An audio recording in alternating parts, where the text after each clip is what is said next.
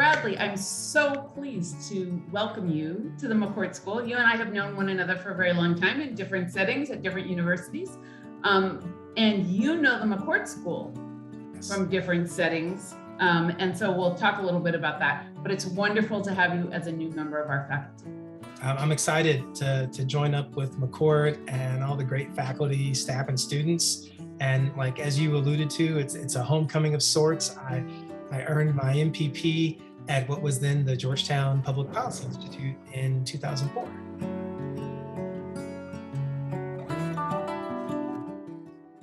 So it's good to see one of our own graduates come back in a new position, and I think you will have particular claims to understanding where your students are coming from, because you were once one of them. Indeed. Can you share a little bit more about your work and what your particular areas of research interest are and how you came to those areas? Yeah, no, great. For me, it's an interesting arc. I'm really interested in low-income anti-poverty policies. I'm trained as a labor economist, so my background is a PhD in economics from Kentucky. My undergraduate is in economics from Morehouse, and then, as we just talked about, policy masters from Georgetown. But I really came to be focused on programs like, food assistance programs, income transfer programs for the poor, and just thinking about economic insecurity for the poor, just writ large. And my work over the years has focused a lot on income volatility and all the different sources of shocks and risks that many low-income families face. Job loss, health incidents, and really trying to understand and trace out where this is occurring in the US population, this exposure to risk in the labor market, what we can do about it, and then importantly, how our safety net programs ameliorate and buffer against these sorts of shocks and sort of volatility in the labor market. So that's a lot of where my work is focused. I would just say I've also thought hard about the transmission of economic status across generations, just the degree and extent to which, family characteristics, income and education of your parents can statistically, on average, seem to be predictive of where you land in adulthood. Not that folks don't necessarily overcome that background, and that's not really what we think of as the US experiment. Your family background's not necessarily supposed to predict your subsequent outcomes. And so thinking hard about why that is, what are some of those factors? I think these are things that a lot of McCourt faculty and students care about quite a bit. I think those have always been really important issues. And I think in response to COVID, I think everybody has, I hope, a different appreciation for unexpected things happening, right? You think you're prepared, but then all of a sudden the world changes. And I think people who are, who are economically less privileged are much more likely to be subject to those kinds of changes over time, we know. But everybody has been subject to unexpected changes over the last 2 years, right? And I think in some ways, some of the policy changes that we're seeing federally, I think reflect an appreciation for the vulnerabilities that many families have been facing for a long time, but weren't as readily apparent. Absolutely. That brings me to my next question, which is, what are you most excited about working on in the near future?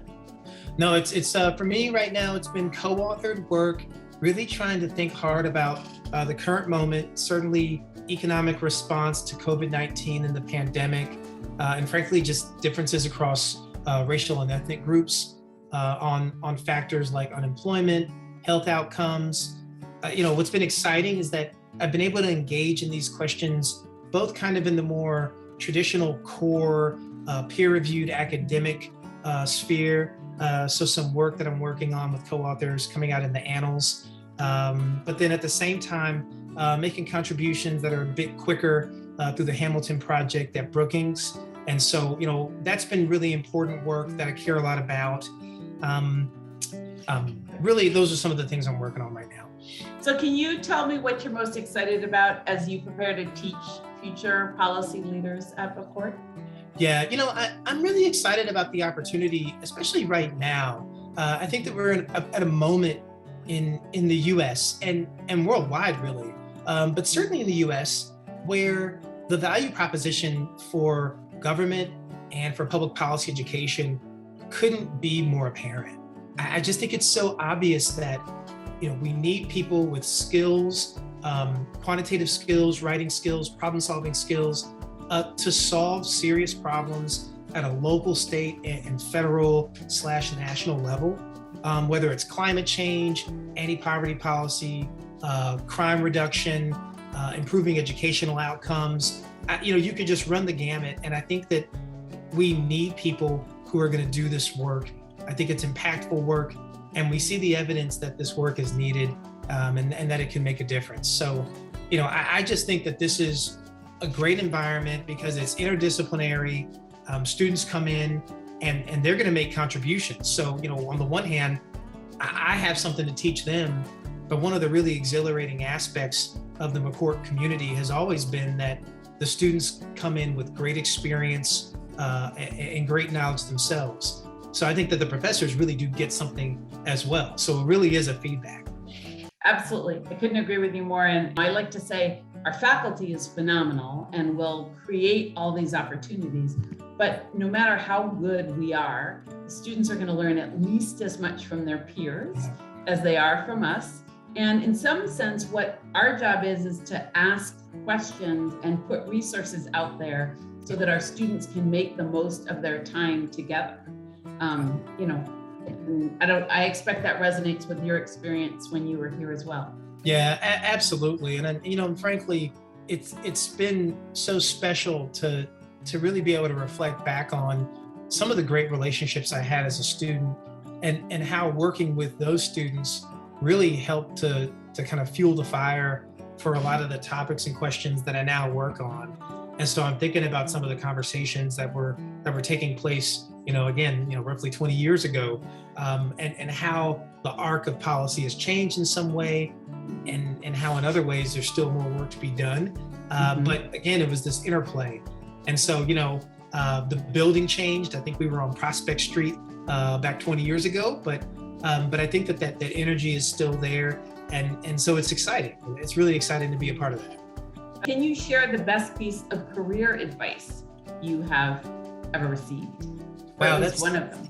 Yeah, that's a really interesting one. I guess one piece of career advice I would give would be to try to kind of follow your interests and maybe don't be overly concerned about not starting your career off in, say, the swankiest position. That sometimes, starting off learning a lot can be super valuable. Say, for example, you thought you wanted to land in a federal policy position, but that you were landing in a local policy position. You didn't necessarily think that you wanted that. Well, you might learn a lot in that local policy position that sets you up to make the move. And so I think that sometimes there can be this tendency in what is really a competitive environment to think that you're supposed to sort of get everything sort of qualitatively very quickly. But, just kind of this faith that if you're able to learn a lot in these internships and job opportunities, then it can lead to some really interesting roads. Oftentimes, you can look back at somebody's resume or CV and it looks really coherent and deliberate. But in fact, it wasn't as planned out as you thought it was, but they were really following their interests, following the opportunities. I guess sort of related to that, you alluded to this before.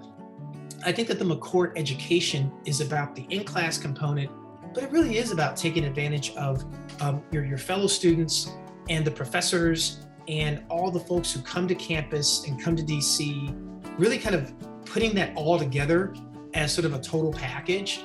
And I think that that's really part of the learning experience. So obviously a lot of that is going to be problem sets and exams for people who are taking my macroeconomics class. But some of that's going to be conversations about the policy space and the policy environment, and that's going to be really rich. Very good. Well, thanks so much. It's great to have you. It's great to talk with you here. And it's great to have you back at McCourt EPPI. I think the students who are lucky enough to have you for micro will be very pleased to have a former McCourt student on the other side of the lectern. We're looking forward to the fall starting. Can't wait. I'm looking forward to seeing everybody in person, albeit masked up, but I'm looking forward to it nonetheless.